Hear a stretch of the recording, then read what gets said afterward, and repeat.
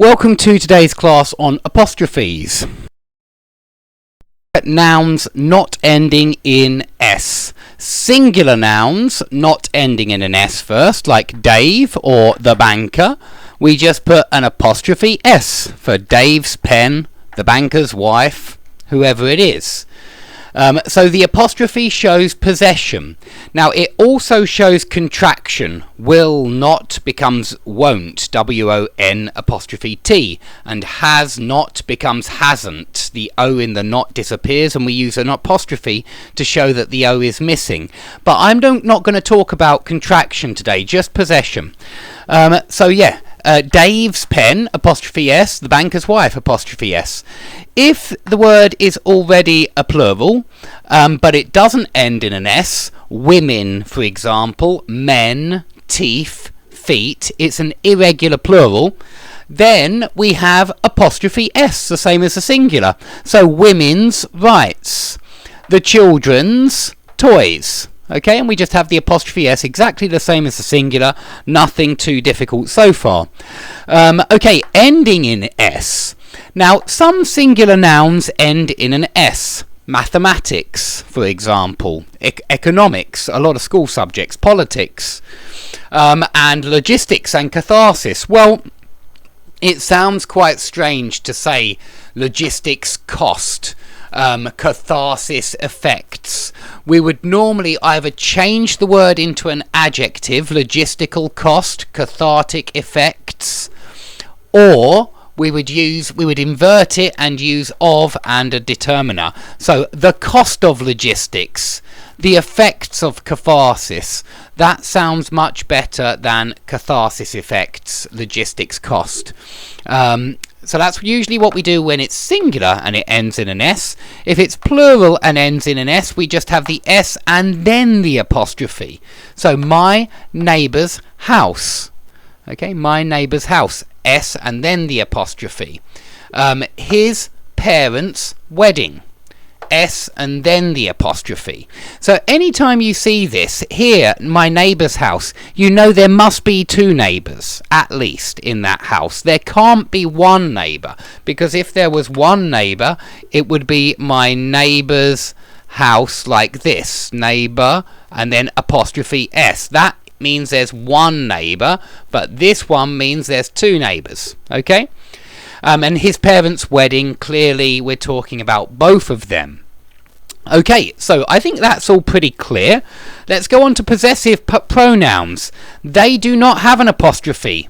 Theirs, his, hers, ours, none of them have an apostrophe. Even its. So when you see its without an apostrophe, that means it's being used to show possession. It's being used, for example, let me give you an example of this so I can compare it to this its, where it's a contraction. The apostrophe here is a contraction of it is or it has. So if I say its memory, maybe I'm talking about a computer, and I say its memory is, I don't know anything about computers, but 250 gigabytes. Yeah, here we don't use an apostrophe because it's showing possession. The computer's memory, its memory is 250 gigabytes. But when we put it with an apostrophe, it means it is or it has. Now we can't say it is memory, or it, well, we can say it has memory of, but we can't say it has memory is. So its memory is 250 gigabytes, no apostrophe. Okay, let's come on to the double genitive. Compare a photo of Mary. I've spoken about this in another lesson. A photo of Mary means a photograph of that lady. Mary is in the photo. But a photo of Mary's means this photo belongs to Mary. So this one, it belongs to Mary. This one, it is of Mary. The picture is of Mary. Mary is in the picture. Okay, I think my board is getting a little bit cluttered, so I'll try and move on. We also use it for when it's a residence or building. If I say I'm going to Pete's, it means Pete's house. Or also with the chemists, yeah, the butchers, the bakers, the chemists. We use apostrophes with a lot of these. Okay, names, modern names like Charles, Thomas and Karl Marx, we would say Charles's, Thomas's and Marx's, and we would have the two S's together with an apostrophe in between them. So that's how we should do names ending in an S. But with classical names, we tend to just have an S and then an apostrophe. So unfortunately, there isn't much consistency shown even in the Oxford Style Rules, which is where I've taken these apostrophe notes from. But classical names, yes, they say, like Thales, a classical philosopher, he would have S and then apostrophe, the same with Socrates or Anaxagoras. Number 7, letters or symbols as objects. So if we're talking about someone's marks, we would say he got 3 A's, and you can have an apostrophe after the A because you're talking about that letter as an object. So we have A, B, C, D, E, and you can say he got 3 A's for his exams. It means he got 3 good marks. But how many 7s are there on his t-shirt?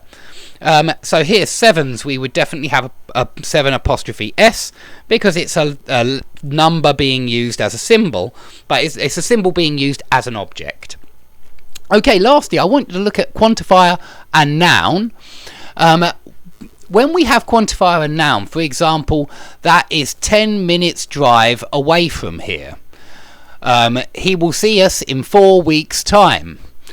He has gone for a few days holiday, or he will take a few days holiday in May. That's a better example, sorry.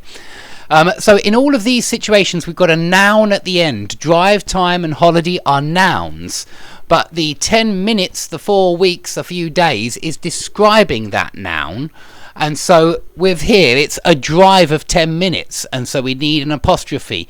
It's a time of 4 weeks, and it's a holiday of a few days. So we need an apostrophe at the end of all of these expressions. However, be careful, because 3 months pregnant, here we've got a quantifier and an adjective. Pregnant is an adjective. So we don't have an apostrophe with 3 months pregnant, and we don't have an apostrophe with 10 years old. Now, I hope that's all clear. Oh, I didn't mention also, place names are confusing in English, because sometimes there's an apostrophe and an S, and sometimes there's not. So I mean, again, it's very inconsistent, unfortunately, and you'll just have to check what the how the accepted usage differs. You'll just have to check if it's used like this or like this. So we say St James's Palace with 2 S's at the end, but we say St Thomas's Hospital with 1. So sometimes you'll just have to check. I'm sorry about that, but that's the way it is. Okay, thanks for watching this lesson. If you have any questions, please put them under the video, and I hope to see you all soon.